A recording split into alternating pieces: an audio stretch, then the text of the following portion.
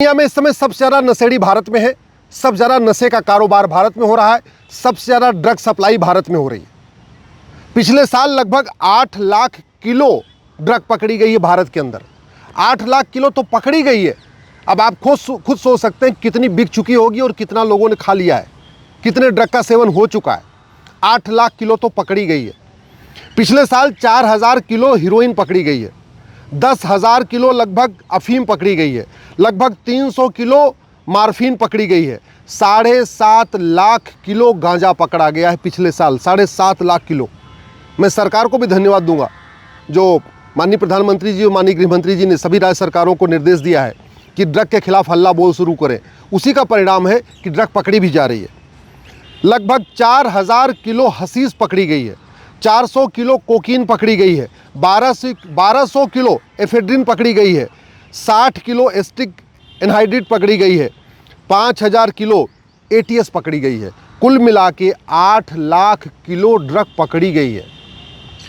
सामान्यतया इतने एफर्ट के बाद लगभग ये मान के चलिए कि 20% ड्रग पकड़ी गई है, यानी 80% बिक गई और वो लोगों ने उसको यूज़ भी कर लिया। ऐसा कोई शहर नहीं है जहाँ ड्रग पार्टी नहीं हो रही है, रेव पार्टी नहीं हो रही है। ऐसा कोई कॉलेज नहीं है जहाँ ड्रग की सप्लाई नहीं हो रही है। ऑनलाइन सप्लाई हो रही है, व्हाट्सएप के ग्रुप बने हुए हैं, व्हाट्सएप ग्रुप बना के सप्लाई हो रही है। क्यों? क्योंकि भारत में कानून का खौफ नहीं है। सिंगापुर में एक व्यक्ति के पास 900 ग्राम गांजा मिला था, उठा के फांसी दे दिया। दोबारा किसी को वहाँ पे गांजा ले जाने की हिम्मत नहीं पड़ी। और भारत में पिछले साल 7.5 लाख किलो गांजा पकड़ा गया है और कुल मिला के 8 लाख किलो ड्रग पकड़ी गई है। अगर आप संख्या के हिसाब से देखिए तो लगभग 18 करोड़ लोग शराब पीते हैं भारत में, 4 करोड़ लोग गांजा पीते हैं, 3 करोड़ लोग ड्रग ले रहे हैं, नशीली दवा ले रहे हैं, 2 करोड़ लोग शांति मेंटल पीस के लिए दवा ले रहे हैं, 1 करोड़ लोग सूंघने वाली जो ड्रग ले रहे हैं, 1 करोड़ लोग हीरोइन यूज़ कर रहे हैं, 40 लाख लोग कोकीन यूज़ कर रहे हैं। ये टोटल मिला के हुआ लगभग 28 करोड़। इस 28 करोड़ में ये भी हो सकता है कि कुछ लोग सारा कुछ ले रहे हो।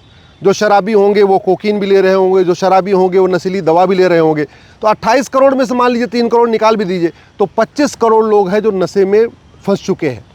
भारत में कुल 35 करोड़ परिवार है, उस 35 करोड़ परिवार में से 25 करोड़ परिवार ड्रग में आ चुके हैं, ड्रग में फंस चुके हैं।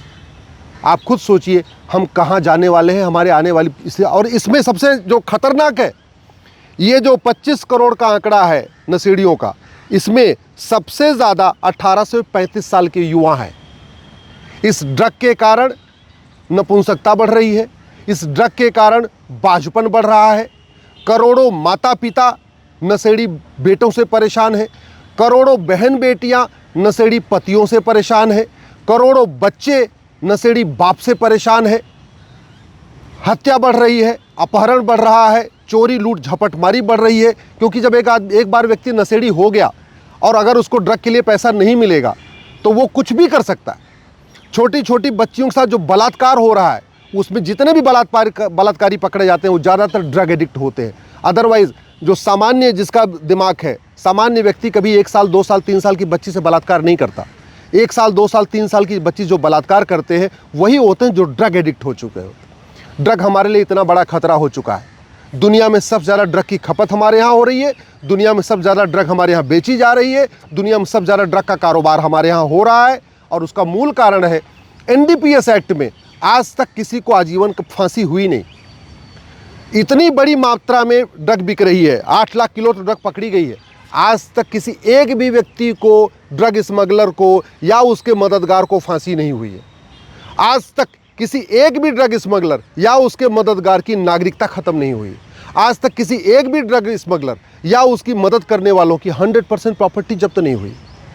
पंजाब हमारे हाथ से निकल गया है पूरी तरीके से। मूल कारण है ड्रग।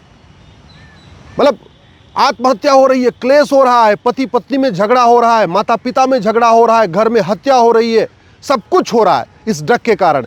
इसके बावजूद ड्रग पे गंभीरता के साथ न सुप्रीम कोर्ट में चर्चा हो रही है, न संसद में चर्चा हो रही है। अगर हमें ड्रग कारोबार रोकना है तो सबसे पहले हमें इस ड्रग को राष्ट्र की सुरक्षा के लिए खतरा घोषित करना होगा। और जो भी ड्रग कारोबारी हैं, जो ड्रग स्मगलर हैं और उनकी मदद करने वाले हैं, उन पे एनएसए लगाना होगा। अगर हमें भारत को बचाना है, अपनी यंग जनरेशन को बचाना है, क्योंकि 25 करोड़ जो नशेड़ी हैं उसमें से ज़्यादातर 80% 18 से 35 साल के हैं, जिनको देश के विकास में योगदान करना चाहिए, जिनको अपने परिवार को देखना चाहिए। वो ड्रग एडिक्ट हो चुके हैं, ड्रग एडिक्ट हो सुबह से लेकर शाम तक ले दे के केवल और केवल वो नशे में डूबे हुए हैं, और जब होश आता है फिर वो नशा खरीद लेते। ये जो ड्रग है ना, हमारी देश की एकता अखंडता के लिए खतरा है। लेकिन आज तक किसी भी ड्रग स्मगलर और उसके मददगार पे यूएपीए नहीं लगाया गया। ये जो ड्रग है ये भारत को बर्बाद करने के लिए इसका उपयोग किया जा रहा है। ये बड़े प्लान वे इंटरनेशनल जो साजिशें हैं, जो भारत के विरोधी देश हैं, वो भारत को बर्बाद करने के लिए भारत में ड्रग भेज रहे हैं। किसी भी देश को बर्बाद करना हो, सबसे अच्छा तरीका है उसकी यंग जनरेशन को बर्बाद कर दीजिए। और इस ड्रग के कारण हमारी यंग जनरेशन बर्बाद हो रही है।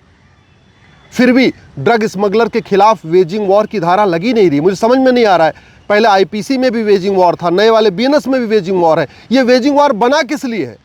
अगर ड्रग स्मगलिंग वेजिंग वॉर नहीं है तो फिर वेजिंग वॉर है क्या? ड्रग स्मगलिंग से बड़ा कोई देशद्रोह नहीं है, फिर भी देशद्रोह की धारा नहीं लगा रहे। ड्रग स्मगलर अपने आप में ऑर्गेनाइज क्राइम है, फिर भी ऑर्गेनाइज क्राइम की धारा नहीं लगा रहे। ना आज तक किसी ड्रग स्मगलर को फांसी हुई, ना आज तक किसी ड्रग स्मगलर की 100% प्रॉपर्टी जब्त हुई, ना आज तक किसी ड्रग स्मगलर की नागरिकता खत्म हुई। तो फिर खौफ कैसे पैदा होगा? फिर तो ड्रग स्मगलिंग का कारोबार चलता रहेगा। इसलिए मैं माननीय सभी सांसदों से निवेदन करता हूं, इस मुद्दे को संसद में उठाइए। सबसे पहले नार्को पॉलीग्राफ ब्रेन मैपिंग कानून बनाइए, क्योंकि ड्रग स्मगलर इतने पावरफुल हैं, उनके खिलाफ कोई गवाही देने की हिम्मत नहीं करता। जो गवाही देने की हिम्मत करता है, कभी वो रोड एक्सीडेंट में मार दिया जाता है, कभी कहीं और मार दिया जाता है, कहीं उसको जहर दे के मार दिया जाता है। इसलिए बाद में ये ड्रग स्मगलर सबूत के अभाव में बरी हो जाते हैं। भारत में चूंकि झूठी गवाही देना गंभीर अपराध नहीं है, झूठ बोलना गंभीर अपराध नहीं है, झूठ पकड़ने के लिए नार्को पॉलीग्राफ ब्रेन मैपिंग कानून नहीं है, तो ड्रग स्मगलर झूठे गवाह खड़े कर लेते हैं। जो उनके खिलाफ गवाही देता है उसको खरीद लेते हैं या तो मरवा देते हैं, और अपने पक्ष में झूठे गवाह खड़े कर लेते हैं। उनके पास इतना पैसा है। समाधान यही है, झूठ को गंभीर अपराध घोषित किया जाए, झूठ पकड़ने के लिए नार्को पॉलीग्राफ ब्रेन मैपिंग का कानून बनाया जाए, झूठी गवाही को बहुत गंभीर अपराध घोषित किया जाए, चीटिंग, फ्रॉड, फोर्जरी को गंभीर अपराध घोषित किया जाए, और भारत में जस्टिस विद इन ये लागू किया जाए। अगर ये पूरा का पूरा जो ड्रग का कारोबार है, ये सब ज़्यादातर ये कारोबार ये कैश में चलता है। बहुत कम ड्रग का कारोबार है जिसमें बैंक के जरिए ट्रांजैक्शन होता है। ड्रग अगर कैश बंद हो जाए, सामान की जो कैश लेन देन की लिमिट हम उसको तय कर दें, तो अपने आप में ड्रग कारोबार रुक जाएगा। ड्रग कारोबार रोकना है तो हमें 100 रुपये से बड़ी नोट बंद करना पड़ेगा। ड्रग कारोबार रोकना है तो हमें 5000 रुपये से महंगे सामान का कैश लेन देन बंद करना पड़ेगा। ड्रग कारोबार रोकना है तो हमें प्रॉपर्टी को आधार से लिंक करना पड़ेगा। बहुत सारे ड्रग कारोबारी डायरेक्टली या इनडायरेक्टली पॉलिटिक्स में घुस चुके हैं। बहुत सारे ड्रग स्मगलर सांसद विधायक बन चुके हैं, और जो सांसद विधायक खुद नहीं बने हैं उन्होंने अपने बीबी को सांसद विधायक बनवा दिया है, या बेटे को सांसद विधायक बनवा दिया है, या भतीजे को सांसद विधायक बनवा दिया है। ये कड़वी सच्चाई है। बहुत सारे डायरेक्ट जो ड्रग स्मगलिंग का कारोबार करते हैं वो डायरेक्टली इनडायरेक्टली पॉलिटिक्स में अच्छा खासा इन्फ्लुएंस रख रहे हैं। बहुत सारे ड्रग स्मगलर पॉलिटिकल पार्टियों को फंडिंग कर रहे हैं। पॉलिटिकल पार्टियों को फंडिंग कर रहे हैं, इसलिए कोई भी पॉलिटिकल पार्टी ड्रग स्मगलर को फांसी देने के लिए कानून बनाने की मांग ही नहीं कर रही है। आज तक कभी संसद में ड्रग के ऊपर चर्चा ही नहीं हो रही है। एक एक राज्य बर्बाद होते जा रहे हैं, चाहे वो बड़ा राज्य हो चाहे छोटा राज्य हो, फिर भी विधानसभा में ड्रग के ऊपर कोई चर्चा ही नहीं हो रही है।